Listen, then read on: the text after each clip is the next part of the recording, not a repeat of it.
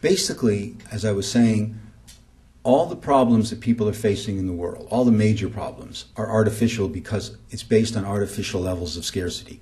We have enough technology, we have enough knowledge, we have enough wealth, as I'll go over in a minute, to make sure that nobody goes without education, nobody goes without health care, nobody goes without food, nobody goes without having enough time to have a decent life, and so on and so on. We've had that ability for decades, if not maybe a century or so. One of the people that I'll be referring to, Bertrand Russell, the English philosopher, was talking back in around 1920 how just using the available technology then, we could reduce, for example, the average work day to 4 hours per day and have all that free time and no poverty, no scarcities, and so on. The fact that we don't do that, the fact that all of these problems exist that I just outlined, again, these are examples of what I call structural violence or structural economic violence. And it's a lot worse than the violence that we're familiar with, whether it's shootings in Tucson or the ongoing horrors in the Congo and so on. Just to give you a rough comparison here, in the 20th century, which was the bloodiest century in history for warfare, something like 110 million people were killed in combat, 110 million in the whole century. Every year, something like 50 million people die, again, from preventable structural causes, poverty, disease, malnutrition, that sort of thing. So that is much worse. In fact, a really dramatic example is that there are something like twice as many people who kill themselves every year than are killed in combat. So there's people who actually take their lives at a higher rate than war does. There's obviously a lot of complex reasons for that, but things like poverty and injustice and so on, and as we'll see, just the conditions that people live in have a huge impact on that. As John Lennon put it, there's no need for greed or hunger. In fact, greed, I would argue, is one of the reasons there still is hunger. The world still spends about $1.6 trillion a year on the military. That is about the stupidest kind of spending you can do. Even former U.S. President Eisenhower said that one of these days the people of the world are going to demand peace and governments better get out of the way. That's the formula for all of these issues. We have to demand an end to poverty, an end to war, an end to exploitation, social justice, and so on. And I'll come back to these points in a minute. But really, in one sense, the other reason why it's these kind of goals, as maybe abstract or unreachable as they might appear on the surface, it's not so far off because in every country in the world, including the United States, the majority of people want all these things. The majority of people do not want their money, their tax money, for instance, going to the military. They'd rather reduce it and put it into Medicare, put it into social housing, put it into education. They don't want to see injustice. The problem is that people don't, for the most part, do much about these things. And one of the reasons, there's many reasons, but one is we think nothing's going to change. And of course, that's self-defeating right there. I don't want to oversimplify, but if enough people just thought and acted differently, and I'll come back to this again, so many points here that I want to cover, that we could make a huge difference. There's a political philosopher, Gary Olson, back east in the U.S., who's written extensively about how capitalism emphasizes our selfish elements and downplays solidarity, compassion, and love. Einstein said the same thing, and I always like to quote him because he's a pretty smart guy. And he said that the biggest evil of capitalism is it accentuates exactly that, our individualist side, our selfish side, and deforms the individual. Poor parents can't feed their children enough. They might be spending their time working at 2 jobs, so they don't have enough time to talk to their children. When they do, they might be stressed and not be as attentive and nurturing as the children need. They don't have time or money to take them to museums or traveling or whatever. And all of these things, the information is out there, the research is there, and we can make a huge difference if we approach those issues with that sense, again, of empathy that's natural, that's not driven out of us. Part of the problem, and this is something that is common both in the anarchist tradition and also something that the psychologist Arthur Janoff talks about, that basically the source of morality, the source of compassion is inside.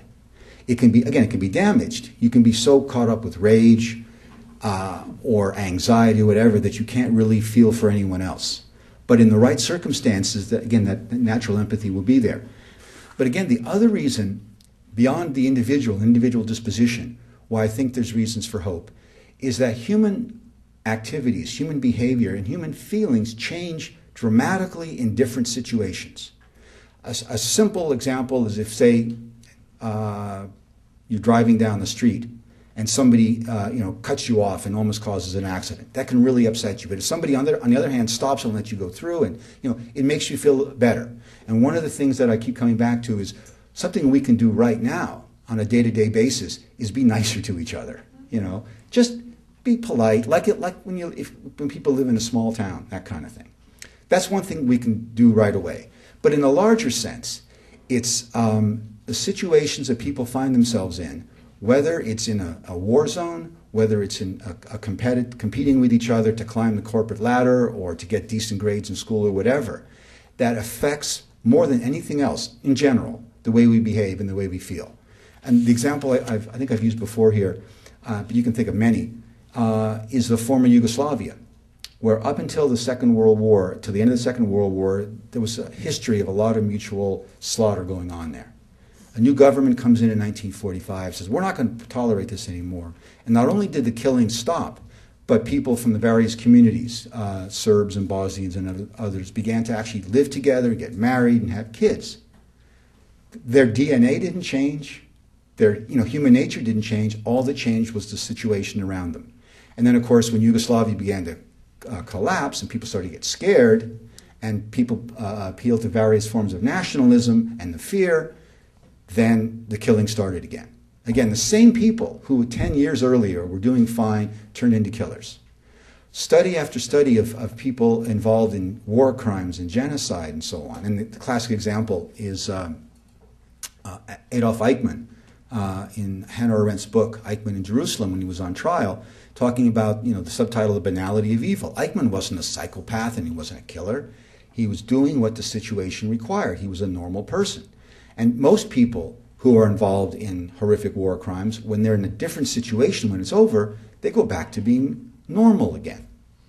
So, again, that illustrates the power we have by changing conditions to change the way people behave. And we can't say things like, that's just human nature, or that there's nothing we can do about it. But what we can do in that context, and again, I know most people have busy lives. Most people cannot do all the things, or even remotely, half the things that you'd like to do. Running around too much and worry, stress, whatever. But I think part of the problem comes because people think, well, A, I don't have time to make a huge contribution, and B, I'm just one person. And that's self-defeating because you don't have to do it yourself. And you don't have to set aside your life to become a champion of social justice or something. If enough people just said, I'm going to spend an hour or two a week, if that's all I have, educating myself, talking to other people, writing a letter to the editor, participating in the political campaign, public education, whatever. If enough people just did a little bit, that would fundamentally change everything. That's the real secret. And it really comes back to there's nobody else but us to do it. Another relatively easy way, which I think is underestimated, and a lot of my friends on the left disagree with me on this, but I think one thing that's absolutely vital is voting. And I mentioned, what the real secret is. This is the second part of that. Power is a psychological construct, 99% of the times. People can run the country or run the world and affect us because we think they have power, we think we're powerless. We don't know that all we have to do essentially in terms of social movements, just besides things like voting and stuff, is we can refuse to cooperate. This is one of the things that people like Gandhi and Martin Luther King showed, the power of massive, nonviolent civil disobedience. We don't accept your legitimacy. You can't send us to war. You can't give subsidies. We're giving apparently $1.5 billion to oil companies in Canada because they're obviously going broke and we need to keep them in business and so on. Why do we tolerate that? Ultimately, as I've sort of hinted here, I don't think we can resolve these problems under capitalism. It's inherently destructive. It's inherently based on growth and selfishness. And again, as Bill Reese pointed out, you cannot have infinite growth on a finite planet. We already need 3 or 4 other Earths to support our level of pollution and resource use and so on. And I like referring to Einstein. Like Einstein, I think that the answer is a democratic form of socialism. In fact, socialism and democracy to me are the same thing. It's an extension of democracy from the political realm to controlling our economies as well. To having decisions. Do we need an HST? Do we want to raise the minimum wage and so on? Those should be decided by people. That's called democracy. And again, another socialist that I refer to, Bertrand Russell, and this is where one of the parts of my intro comes from, they issued a manifesto in 1955 or so, saying, above all, remember your humanity. Remember the goodness in your heart. And when you do that, you'll also remember other people's humanity. You'll be able to see them as human beings, not as objects, not as commodities, not as people, not as the other that is not quite human, so whatever happens to them doesn't affect you. It does. Remembering your humanity is really the key.